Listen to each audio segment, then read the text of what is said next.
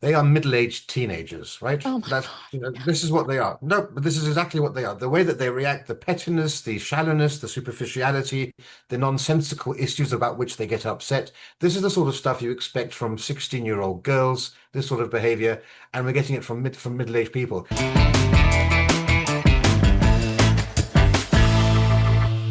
Hi, all. Kinsey Schofield here. Welcome to Crown and Conflict, a series dedicated to dissecting the most riveting royal scandals in history. With insight from world-renowned royal experts, we explore the stories that shook the monarchy and captivated the globe. This week, I'm delighted to welcome historian and royal expert Rafe Heydel-Mankoo. Prince Harry is back in Britain, allegedly, but one question continues to dominate the headlines. Will he meet with King Charles? While there's been plenty of speculation, no one knows whether father and son will come face to face. But perhaps the more interesting question isn't whether a meeting happens, it's what such a meeting would actually mean for the monarchy, for King Charles's legacy, and for Prince Harry's place in royal history. Uh, Ray, thank you again so much for being here. I'm so happy to see you. And there's no better person to talk to about this. From a constitutional and historical perspective, does the monarchy benefit more from reconciliation or from maintaining firm boundaries with the Sussexes? Well, I would say more broadly, if we remove the Sussexes and look at your question more broadly, yes, historically, the monarchs that we revere as being the monarchs that were the most stabilizing forces of the monarchy, Queen Victoria, Elizabeth II, even Elizabeth I, they were all really, masters of enforcing those, icy sort of boundaries against family members who threatened the dignity of the crown. The monarchy is, of course, the royal family is a family, but it's also, of course, a constitutional institution. The crown must always trump the bloodline. But at the same time, of course, we have to expect and understand that, the king is a man, he's a father, he's been estranged from his family, and there is, of course, an importance for him personally to see his grandchildren if he can. We don't know, of course, whether that's going to happen. And so I think the public understand that dichotomy and the importance of balancing those two things. And I think throughout history, actually, successful sovereigns have shown that if you handle these things with care, things like personal reconciliation, if you can strengthen those sort of family bonds or heal those family bonds, but still keep it in within firm boundaries, still sort of, maintain the dignity of the institution, then I think people will understand it, and I don't think the monarchy is going to suffer. And of course, everyone knows the king is very well known for his warmth and his desire for harmony. They know that he's a person who likes to build bridges. And so I think, if they can see the king and the monarchy, well, I would say, the crown thrives when the people can see that the sovereign is a strong sovereign, but he's also a loving father. Well, I don't think dignity and Harry and Meghan go in the same sentence. So I was speaking of the king exclusively in I there. know I You can. know, Yeah, that's good. Let's just make that perfectly clear. If King Charles agrees to meet Prince Harry, what message does it send to the institution? And of course, I'm thinking about Prince William. What does that send to Prince William? Not just to the public. But I will stress, I don't believe that there's this friction between King Charles and Prince William going on behind the scenes surrounding Prince Harry. We've just recently seen them at an engagement together. When you see Prince William sitting down for London Climate or London, yeah, I think it was London Climate Week. He seemed so focused on what he was there to discuss. He doesn't look distracted at all. I think as long as Prince William isn't expected to reconcile, he's living unbothered. Have you heard otherwise? And what do you think that, I guess, go back to my original question, what does it mean to the institution? Yeah, look, I think you're absolutely right. My understanding is, of course, Prince William understands that, just imagine if the roles were reversed. Prince William is a father now. He's got children.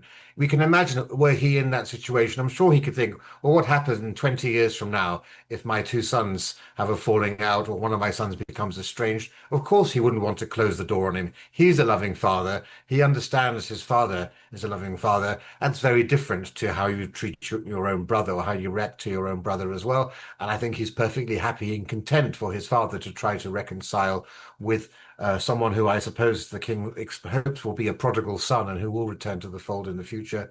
Nobody is pressuring the Prince of Wales to in any way extend an olive branch or have a meeting. I think that's, that's something that can be kicked into the long grass for years to come. And I don't think that the Prince of Wales would have any objection at all to seeing his father try to have some sort of relationship with not only with his son, but of course with his grandchildren's too. And so if it's as long as it's a carefully managed meeting, which of course it would be, um, then I think, there's no reason for the Prince of Wales to think anything other of it than that it's a good idea. Right. I think because sometimes it's our job to look at uh, what the well, I think we look at the bigger picture and we look at what the consequences of certain, moments could mean down the line. I mean, I'm a little defensive for Prince William, and I hope that this is not a problem that he inherits. Did I word that correctly?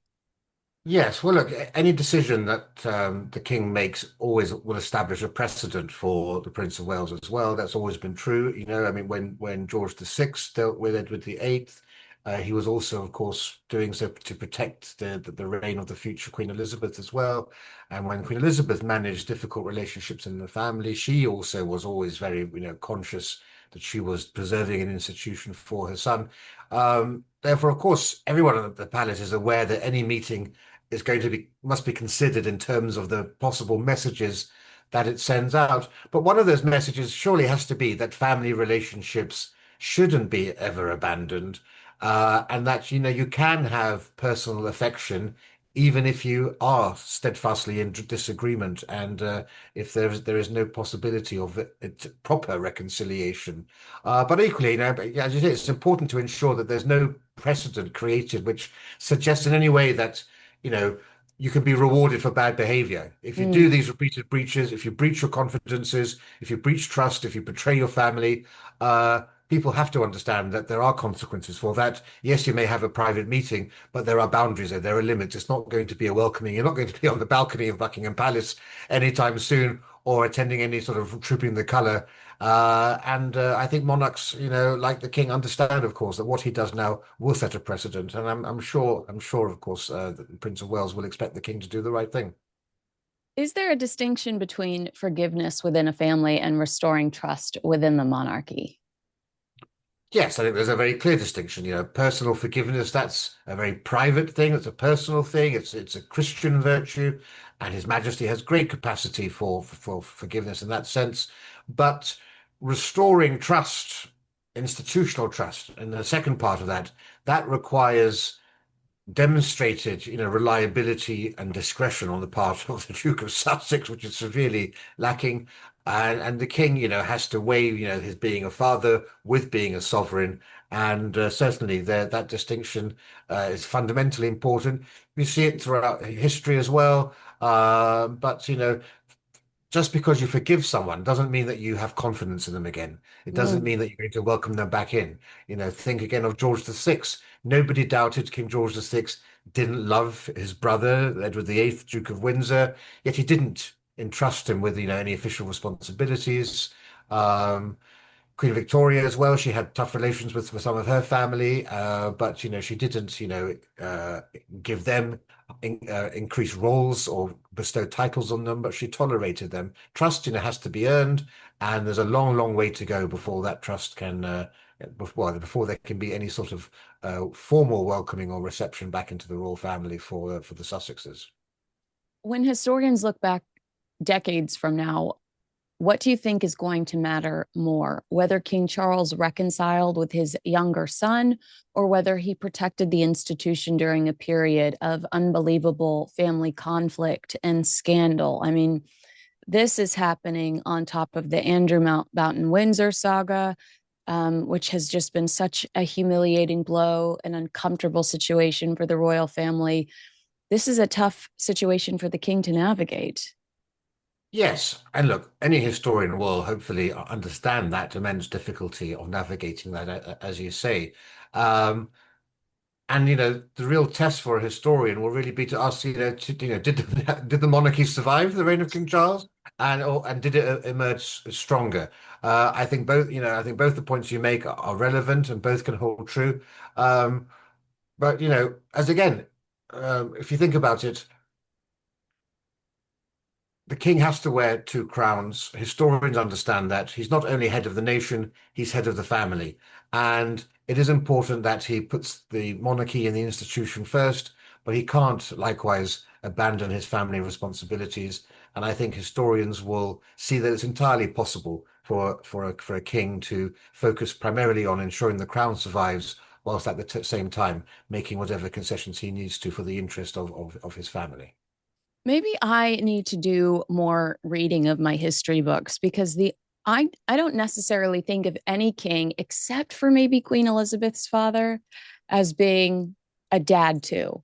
Everyone else seems to be so cold and focused on their mission that I don't think of anyone else as having this fatherly figure role that's so important to their legacy.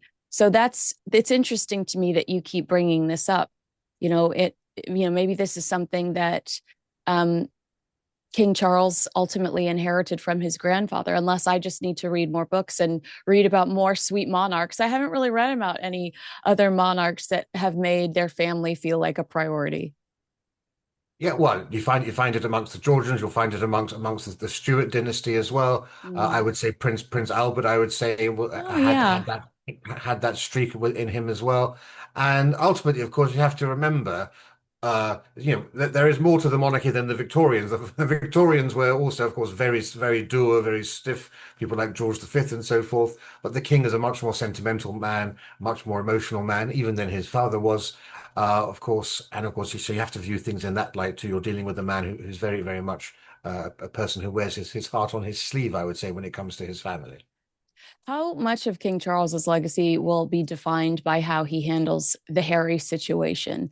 Because we talk about it a lot in recent years, but the reality is, as the Prince of Wales, he built a pretty incredible template for Prince William, even in Prince William inheriting some of his passions like the environment. The Prince's Trust, which has evolved into the King's Trust, I think is something he should be unbelievably proud of. Uh, Harry has become a huge distraction in what should be a celebrated monarch. Yes, look, I don't think much of the king's legacy will depend on his son, much as Really? I don't think much of the king's legacy will depend on his brother either. The king isn't responsible for the actions of his brother. King isn't responsible for the actions of his son either, personally. I think the king's legacy is very much on his role as Prince of Wales, what he has done for the institution of the monarchy. Well, I'm the sort of historian who focuses more on the constitution and the practical politics of the institution rather than so much on family issues and family disputes. I don't think anybody judges King George VI in relation to his relationship with King Edward VIII, and I think the same will hold true for Harry. Yes, it's an important chapter. It's a significant part of the king's life. But I think people will feel sorry for the king that in that critical moment after the death of his mother, in that period between the accession and the coronation, when you're supposed to cement your relationship with the public, his son chose to behave in such a despicable way and to basically cast such a dark shadow over what should have been the happiest and most important moment in the king's reign. But I think, his decades of public service, his work on environmental issues, his support for the Commonwealth, his desire to modernize the monarchy whilst still honoring its traditions and trying to essentially reach out to his new citizens in the 21st century. I think all of that will be his legacy, and whether that proves to be a success. Has he alienated people by trying to modernize institution, or has he managed to bring both sides together? Those are the ways I would say the monarchy is going to be judged. You just have to look at the Georgians and the Victorians. I don't think anyone judges Queen Victoria by the peccadillos, for example, of Edward VII, and the same can apply to some of the Georgian kings as well. So yes, so an important issue. I think history compresses lives and issues and things that are important when they sum up a person's life. The news cycle that we always cover in, they expand and they give things sometimes much too much attention.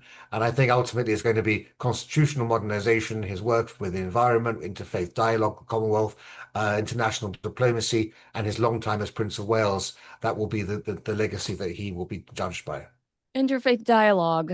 I did see a headline over the weekend, I believe, about King Charles now officially being known as the king of or the defender of all faiths. Was that a misrepresentation of something? And can if so, can you explain that? Yes, once again this happens, and it happened at Easter. It's happening again now. I sometimes begin to wonder whether there aren't some sort of Russian or online bots or Chinese bots taking over social media and trying to stir up The all of pot, yeah. this anti-royal feeling here.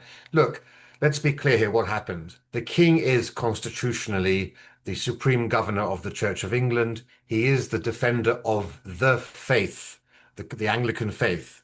But he also wants separately, unofficially, to be seen as defender of faith. And that's because he's a realist. Look, we live, you like it or not, but we live in a multi-faith society. That doesn't mean that other religions have equal standing to the Church of England. The king has never said that, but he understands he has to be a king for all of his subjects, of whom many of his subjects are Hindu, many are Jew, many are Sikhs, many are Muslims, many are Buddhists, many are also atheists. There are now more atheists in this country than there are Christians in this country, according to the last census. The king merely wants to ensure that nobody feels alienated or left out, and we should be embracing that. But he always will prioritize the Christian faith. You know, he goes to church regularly. He's devoutly Christian. He's a staunchly conservative Christian. In fact, he was criticizing the Anglican Church for being too woke and politically correct. His allegiances are actually much more closely tied up with the Greek Orthodox Church, which he likes because of its well-defined, structured, conservative Christian faith. Yes, of course, he's always been interested in world religions, but I'd much rather have a king who can reach out and bring people together at a time when we're so divided, rather than somebody who will alienate other people. He wants to be a defender of faith because he believes in religions, but he never has said that he doesn't believe the Christian faith and the Anglican faith isn't supreme in this country and that he isn't first and foremost a Christian monarch. That's right, Rafe. You tell him. I love to get you fired up. I love to get you stirred up. What do you believe Prince Harry is ultimately hoping to achieve by seeking a meeting with his father at this stage? We're talking a lot about reconciliation, but am I cynical for believing that there is an ulterior motive, that they may be struggling professionally, and that proximity to the British royal family benefits them, especially stateside? Yes, but I've said this many times, and we've discussed this before as well. You know, the Sussex's star is fading fast. You know, it's dipping below the horizon. They've understood now for a long time that the public's interest in them is only based upon their proximity to the royal family. The more distant they grow from the royal family, the less relevant they become. You know, nobody is interested in another wannabe Martha Stewart. It's Yeah. all about the proximity to the institution of the crown. And of course, that's why you've seen less interest in anything that they've had to do in recent years. And that's why, of course, you're seeing them pretend to be pseudo royals. You're seeing these ridiculous attempts to have these fake royal tours of Australia and elsewhere as if they are members of the royal family still. No, everyone can see through it. You look at their website, the stylizing of their website, making it appear as if it's a royal website, the styling of their children. Everything is done to essentially create an American court in Montecito.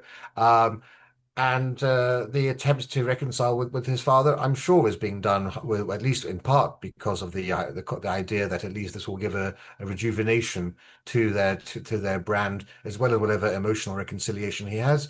And I also think the man is deeply homesick. I think this is a man who wants to return to the UK in some capacity. As I've also said before, he only knows how to be a prince and a polo player and a soldier, none of which are very useful in Montecito. He's a man of limited abilities otherwise. His wife seems to have all these grand schemes, but that's not really his shtick. I'm not so sure how many real close friends he has there. Hasn't seen his friends in the UK. So if he can find a pathway back to the UK, at least for part of the year or in some capacity, I think that's ideally what he's seeking. And this is one way for him to potentially try to achieve it. I agree that that's what he's seeking, that approval to come back whenever he wants to. But the security debate is really frustrating people. Do you understand why people? I mean, Harry Styles is jogging to his shows at Wembley Stadium from his house, and then there's Prince Harry saying, I need armed guards to shadow me everywhere I go. It's hard to process that.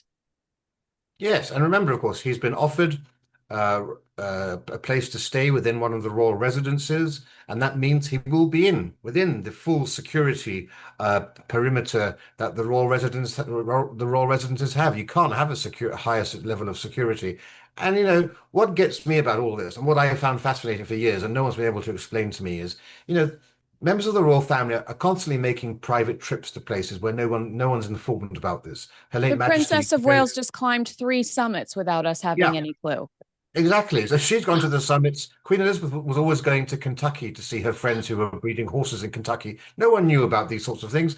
The members of the royal family go to Canada for regimental dinners. No one knows that. What has ever stopped Meghan and the kids getting into a private jet with Harry, flying off to Scotland in the summer and going to see the King privately at Balmoral? They could have gone there, spent 2 days, gone back. Nobody would have been any the wiser. Uh, you know, there is no reason that he needs to have all of this security detail because we don't need to know exactly what he's up to. Exactly. I totally agree with you there. I know that this is difficult maybe to do, in the middle of his life, but assessing Prince Harry as a historian, what would you say his long-term strategy appears to be? Or would you say there is none? It's chaos. Like I think I told you before we started recording, the only thing interesting in my opinion about this couple is how unpredictable they are. And when I say that, I mean they should be taking a right. Clearly, they should be taking a right, and they take a left at the last minute and blow things up. And so I'm curious to know if you sit back and you can go, I see that he's trying to emulate so and so, and that, but he's not, maybe he's not doing it right, or what is he doing?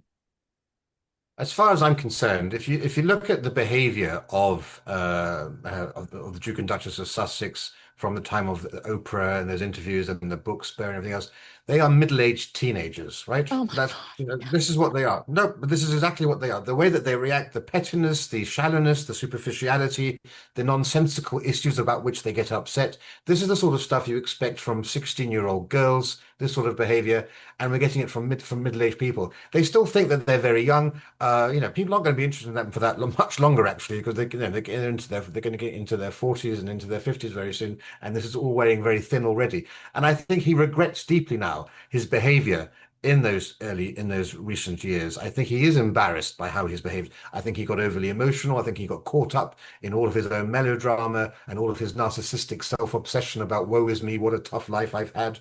And I think the reaction of the public has given him a real wake-up call and has made him perhaps reevaluate his life and think, actually, I did rather embarrass myself, or even, of course, talking about putting chapstick on his frozen todger, which reminded him of his mother.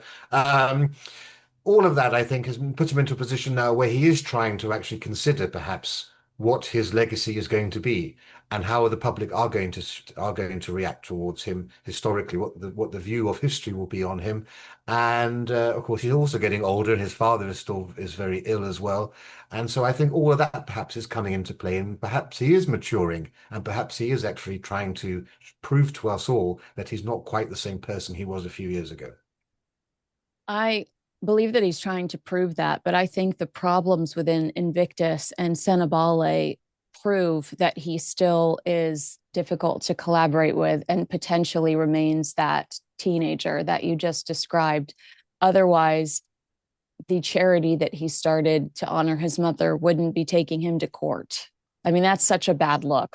It's such a bad look, and I don't think we talk about it enough. Yeah, no, no, I agree with you entirely. I'm not saying that he knows how to he knows how to Yeah, be yeah, mature. yeah. I just think that he's got this realization that perhaps he's been a bit of a wally, as we say in this country, and it's been embarrassing and it's been very cringe. And when you see your, I suppose, you know, when you see yourself lampooned by South Park, lampooned on, Jimmy you know, Kimmel. late Jimmy Kimmel and Colbert on late night talk shows, and when that's the audience that you really thought you were cool and hip with, that may make you reevaluate yourself. Hey everyone, Kinsey Schofield here, and I want to tell you about today's sponsor. It's a total game changer, Peak's Liver Detox Protocol. You may not know it, but your liver handles a lot: energy, hormones, digestion, and even your mood. But with all the stress and toxins from everyday life, it needs some love. Forget harsh cleanses. Peak delivers gentle daily support inspired by traditional Chinese medicine. Their routine uses two simple blends. The first is a warming turmeric mix with cinnamon and black pepper, designed to help the body absorb it better and support the liver while calming inflammation. The second is a ginger and cinnamon blend that helps with blood flow, digestion, bloating, and immune support.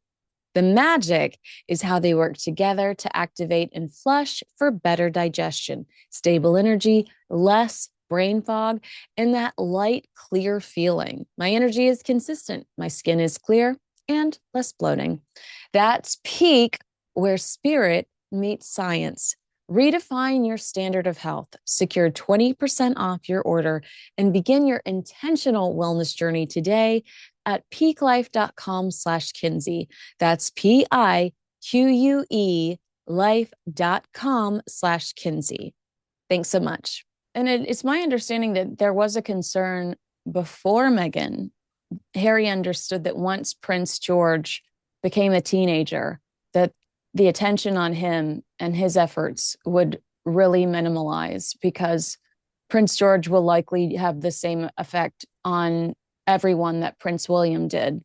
People were enamored with a young Prince William, and he became a heartthrob and just kind of like a staple in the pop culture space. And we're getting there. I mean, Prince George is heading to Eton soon, and we will have limited access to him, but that the Wales they are very generous in sharing special moments with their children with us. And so I do think that Prince George is about to have a moment, if you will. Yeah, this is right. There's a natural lifespan to being the young, hip, attractive sort of media sensation royal. It happened to Prince Andrew. Long before all the scandals, of course, he became a middle-aged man and people ceased to be interested in him since the 1990s. Has anyone really been interested in Prince Andrew? And Prince Harry's going to find the same thing now. I'm actually surprised it's lasted quite this long, this fascination with him. But yes, look, nobody really is interested in a man who's in his late 40s or early 50s. So he's going to have a rude wake-up call very soon when that young generation of royals do become the huge stars that they are destined to become. And of course, it's not just the children of the Princess of Wales. I also think we have some star quality in the children of the Duke and Duchess of Edinburgh when they become older as well. People are going to be interested naturally in them too. I totally agree with you.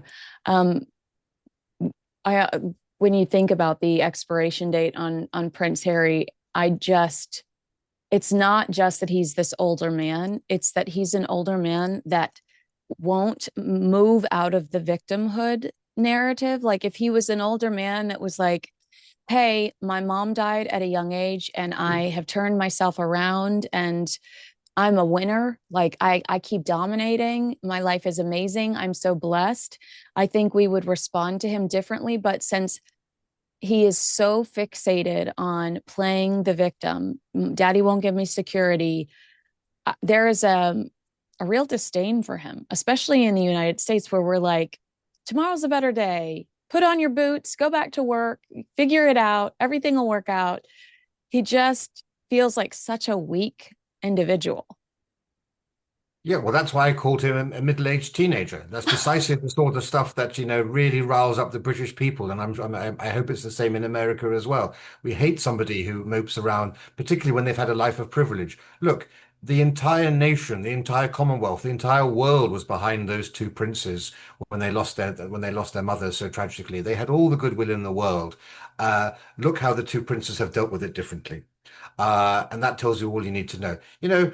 My poor mother, she lost her mother when she was 9. Her family were murdered in the Second World War by both the communists and by the Nazis. My mother, didn't live a life of luxury. She never complained. She went about her day, went about her business. The world is full of tragedy. People have had much more tragic experiences than Prince Harry has had. They don't spend the rest of their life moping on about it all. Yes, things weren't great with the media and so forth, but my God, get on and pull your socks up and move on with your life. People don't like people who are so morbid and constantly nasal gazing and feeling sorry for themselves. It has worn thin, and the public, I think in this country, certainly the public have had enough of it, and that's essentially, I think, one of the key reasons for public's, his low favorability ratings.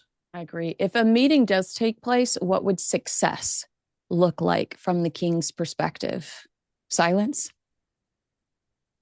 Yes, well, success from the kid's perspective was if his son doesn't call up anyone People and do a magazine? media People magazine. There's no spread about it. There's no hidden cameras. Will he have to go through a metal detector or be patted down before he goes in for that meeting? Who knows? Success will be to have reconciled with his son. Success will have been to actually have an opportunity either now or at some point to meet his grandchildren again and to reconcile as family, father and son, not as king and duke. And as I suppose and hope to have some means of communication going forward for telephone calls or whatever the case may be.